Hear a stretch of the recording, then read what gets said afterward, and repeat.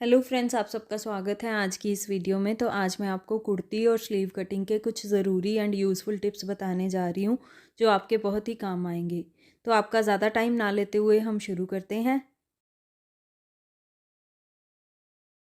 तो इसमें मैं फ्रंट और बैक को ना एक साथ ही कट करने जा रही हूँ, इसीलिए मैंने पहले फैब्रिक को डबल फोल्ड किया, उसके बाद एक फ़ोल्ड और किया है।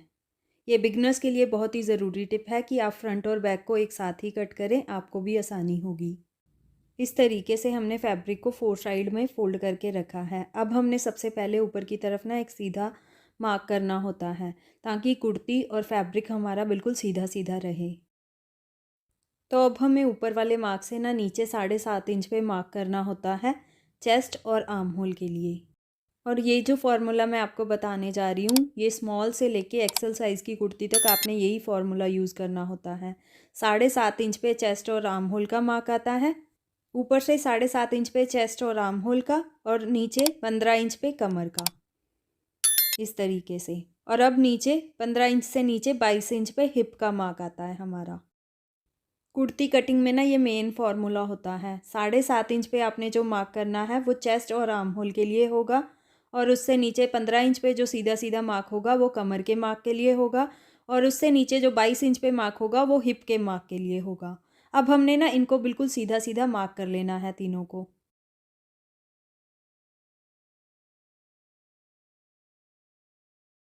ऐसे ही हम ऊपर की तरफ इंची टेप को रखेंगे और नीचे की तरफ ना कुर्ती की लेंथ को मार्क कर लेंगे, जितनी भी आपने लेंथ रखनी है कुर्ती की। तो मान लीजिए आपने अपनी कुर्ती की लेंथ 35 या 36 इंच रखनी है, तो आपको नीचे की तरफ ना फोल्डिंग के लिए कम से कम 1.5 इंच का मार्जिन चाहिए होगा। अगर मान लीजिए आपने 37 इंच लेंथ रखनी है कुर्ती की और आपके पास नीचे की तरफ फोल्डिंग का मार्जिन नहीं है, तो आपने एक्स्ट्रा मार्जिन अटैच करके अंदर की तरफ फोल्ड कर लेना है। अब हम लेंथ के मार्क को भी ऐसे ही सीधा सीधा मार्क कर लेंगे, और ये हमारे पास नीचे की तरफ फोल्डिंग का मार्जिन आ गया 1.5 इंच का। तो अब हमें ऊपर की तरफ तीरा मार्क करना है। इन सब मार्क के बाद ना हम ऊपर की तरफ तीरा मार्क करेंगे। तो जो तीरा होता है ना वो हमारा नेक के हिसाब से होता है। मान लीजिए अगर आपने आगे से भी डीप नेक रखना है और पीछे से भी डीप रखना है, तो उसके लिए स्टैंडर्ड साइज़ का जो तीरा होता है ना, स्मॉल से लेके एक्सेल साइज़ की कुर्ती तक, वो आपने 13 इंच मार्क करना है। यहाँ पे हम 13 का आधा लेंगे, 6.5 इंच, क्योंकि हमने फैब्रिक को डबल फोल्ड किया हुआ है। मैंने भी इस कुर्ती का जो नेक है ना वो डीप रखना है, इसीलिए मैं यहाँ पे 6.5 इंच तीरा मार्क कर रही हूँ। मान लो अगर आपने नेक बैंड रखना है या बोट नेक रखना है या शॉर्ट कोई भी नेक रखना है, शॉर्ट राउंड शॉर्ट कोई भी नेक रखना है, तो उसके लिए जो स्टैंडर्ड साइज़ का तीरा होता है ना वो 15 इंच होता है। तो 15 का यहाँ हम आधा मार्क करेंगे, 7.5 इंच।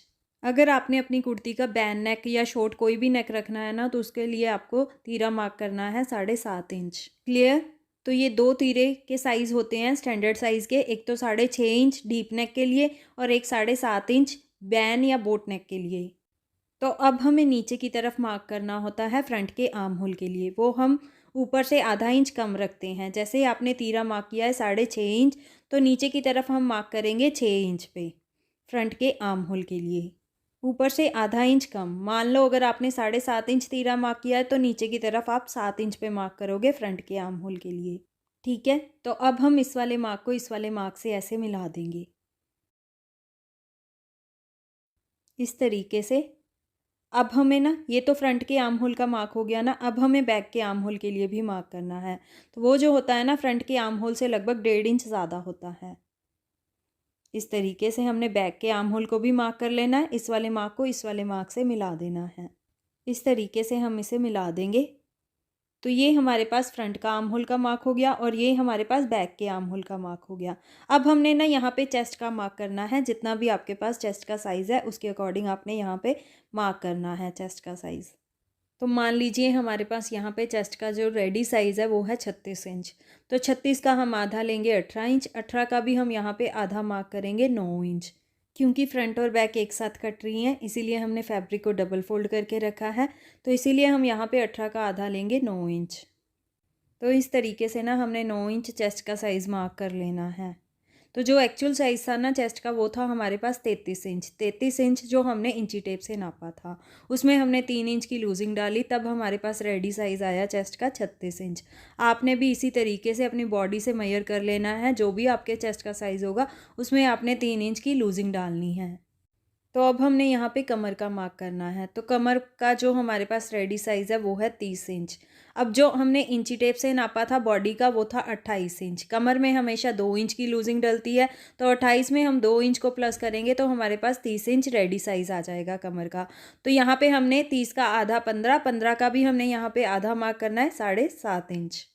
वैसे ये मैं मीडियम साइज़ की कुर्ती की कटिंग कर रही हूँ, लेकिन स्मॉल से लेके एक्सेल साइज़ की कुर्ती तक यही फार्मूला आएगा, बस आपके चेस्ट, कमर और हिप का साइज़ ही बदलेगा।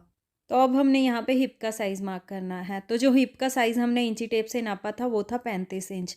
तो हिप में भी हमेशा 3 इंच की ही लूजिंग डलती है। ये लूजिंग का भी फार्मूला होता है 3 2 3, ये आपने ध्यान में रखना है। हमेशा आपने अपने साइज़ में यही लूजिंग डालनी है। चेस्ट में 3 इंच की, कमर में 2 इंच की और हिप में भी 3 इंच की। ये फार्मूला है लूजिंग का, ठीक है। तो अब हमने यहाँ पे हिप का मार्क करना है। हिप का मार्क जो हमारे पास रेडी साइज़ आया है लूजिंग डाल के वो है 38 इंच। 38 का हम यहाँ पे आधा करेंगे तो 19 इंच आ जाएगा। 19 का भी हमने यहाँ पे आधा मार्क करना है 9.5 इंच। तो अब हमने 9.5 इंच को ना ऐसे मार्क कर लेना है।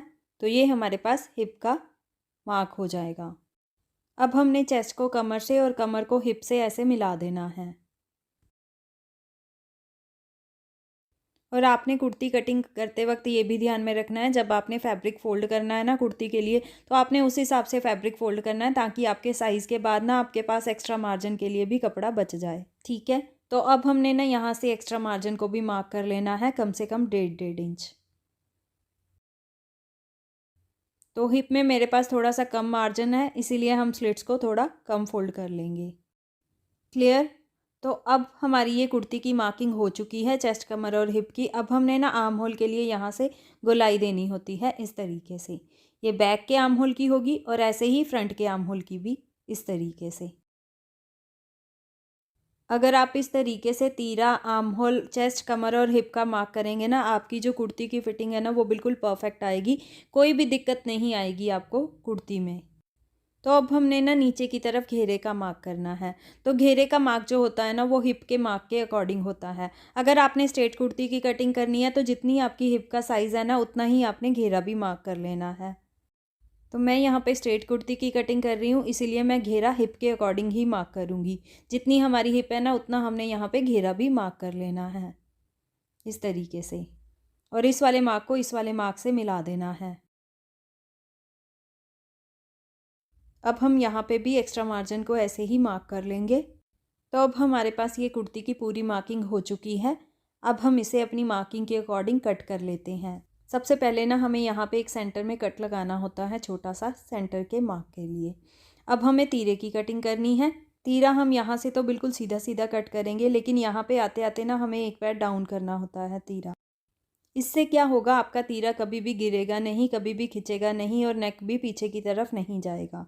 सिर्फ एक पैर ही डाउन करना है, ज़्यादा डाउन नहीं करना है।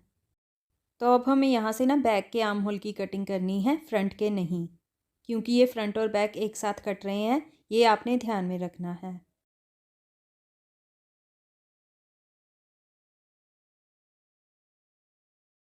तो ये नीचे की तरफ हमारे पास फोल्डिंग का मार्जिन आ गया और यहाँ तक हमें कुर्ती रेडी करनी है, इसीलिए हम यहाँ पे ना छोटा सा कट लगा लेंगे ऐसे। और ऐसा ही कट ना हम हिप वाले मार्क पे भी लगा लेंगे, यहाँ पे भी इस तरीके से। और ऐसे ही कट हम कमर वाले मार्क पे भी लगा लेंगे, ठीक है। इसी तरीके से आपने कट्स भी लगा लेने हैं ताकि आपके फ्रंट और बैक बिल्कुल बराबर बराबर आए। तो अब हमें फ्रंट के आर्म होल की कटिंग करनी है। तो फ्रंट के आर्म होल की कटिंग करने के लिए ना हमें इसमें से बैक साइड को ना निकालना होगा। तो ऐसे हम बैक वाले पल्ले को निकाल देंगे और फ्रंट वाले पल्ले को इसी तरीके से सेट करके रखेंगे और यहाँ से ना फ्रंट के आर्म होल की कटिंग कर देंगे अपनी मार्किंग के बिल्कुल अकॉर्डिंग। तो ऐसे फ्रंट के आर्म होल की भी हमारी कटिंग हो चुकी है। तो ऐसे हमने कुर्ती की तो कटिंग कर ली है। अब मैं आपको स्लीव कटिंग में जो ज़रूरी टिप है ना वो भी बताती हूँ। तो कुर्ती कट करने के बाद ना हमारे पास जो स्लीव का फैब्रिक बचा है वो बस इतना ही बचा है। तो इससे ना हमारी हाफ़ स्लीव कट होगी। तो मैंने ना ये वाले फैब्रिक को भी ऐसे ही 4 साइड में फ़ोल्ड करके रखा है। ये दोनों स्लीव्स हमारी एक साथ ही कटेंगी। ये देखिए, ये 1 2 और ये 3 4, ठीक है। इस तरीके से आपने फैब्रिक को फ़ोल्ड करके रखना है और सबसे पहले ना हमें ऊपर वाली साइड से 3 इंच डाउन ऐसे एक सीधा सीधा मार्क करना होता है। ये भी एक फार्मूला होता है आर्म होल के मार्क के लिए, ये आपने ध्यान में रखना है। ये आप किसी भी साइज़ की कुर्ती कट कर रहे हो ना, axel, double axel, triple axel, उसके लिए आपने 3 इंच ही डाउन रखना है। ठीक है, तो अब हमें ऊपर वाली साइड से ना नीचे की तरफ लेंथ मार्क करनी होती है स्लीव की। मान लीजिए अगर आपने 8 इंच स्लीव की लेंथ रखनी है तो नीचे की तरफ आपको 1.5 इंच का फोल्डिंग का मार्जिन चाहिए होता है। जैसे मेरे पास यहाँ पे स्लीव की लेंथ कम है ना, तो जैसे मैंने आपको कई सारे डिज़ाइंस दिखाए हुए हैं लेंथ बढ़ाने के लिए भी स्लीव की, तो वैसे आप यहाँ पे एक्स्ट्रा कपड़ा ऐड करके स्लीव की लेंथ बढ़ा भी सकते हो, यहाँ पे कोई डिज़ाइनिंग भी दे सकते हो, लेस भी लगा सकते हो। वैसे आपने जितनी भी लेंथ रेडी करनी है ना स्लीव की, आप उतनी रेडी कर सकते हो डिज़ाइनिंग के साथ ही। तो जैसे मुझे 8 इंच रेडी करनी है स्लीव की लेंथ, तो यहाँ पे 8 इंच को ना मैं सीधा सीधा मार्क कर लूँगी। ठीक है, तो अब हमें ना यहाँ पे आर्म होल के लिए मार्क करना होता है, ताकि कुर्ती का आर्म होल और स्लीव का आर्म होल ना बिल्कुल परफेक्ट आए। तो इसके लिए भी एक फार्मूला होता है, जो हमारे पास चेस्ट का साइज़ होता है ना, जैसे हमारे पास यहाँ पे 36 इंच चेस्ट का साइज़ है, तो उसको ना हमने 5 से डिवाइड करना है। जो भी हमारे पास आंसर आएगा उसे हमने यहाँ पे मार्क करना है। जैसे जो भी हमारे पास रेडी साइज़ होता है ना चेस्ट का, उसको 5 से डिवाइड करके जो भी आंसर आएगा उसे हमने यहाँ पे मार्क कर लेना है। जैसे हमारे पास चेस्ट का रेडी साइज़ था 36 इंच, तो 36 को मैंने 5 से डिवाइड किया, तो हमारे पास जो आंसर आया वो लगभग 7.25 के करीब आया। तो हमने यहाँ पे 7.25 इंच को ऐसे मार्क कर लेना है, 7 इंच 2 पॉइंट को इस तरीके से मार्क कर लेना है। ये परफेक्ट आर्म होल का फॉर्मूला होता है। चेस्ट के रेडी साइज़ को हमने 5 से डिवाइड करना है, जो भी हमारे पास आंसर आएगा उसे हमने यहाँ पे मार्क करना है। अब हमने ना यहाँ से ऊपर की तरफ से गोलाई देनी होती है इस तरीके से, आर्म होल वाले मार्क तक। अब हमें नीचे की तरफ स्लीव की मोहरी को मार्क करना होता है। जितनी भी आपके पास स्लीव की मोहरी का साइज़ है उसे आपने यहाँ पे मार्क कर लेना है। अब हमारे पास जो स्लीव की मोहरी का यहाँ पे साइज़ है वो है 6 इंच, यानी कि टोटल 12 इंच। तो 6 इंच को हमने ऐसे मार्क कर लेना है। तो ऐसे हमने यहाँ पे 6 इंच को मार्क कर लिया है। अब हम इस वाले मार्क को इस वाले मार्क से ऐसे मिला देंगे। तो ऐसे हमने स्लीव की मार्किंग कर ली है। अब हमने यहाँ पे भी 1.5 इंच का एक्स्ट्रा मार्जिन मार्क कर लेना है। क्लियर? तो अब हम स्लीव को भी अपनी मार्किंग के साथ साथ कट कर लेते हैं। तो अब हमने ना यहाँ पे भी एक छोटा छोटा कट लगा लेना है, यहाँ पे भी और यहाँ पे भी, और एक स्लीव के बिल्कुल सेंटर में।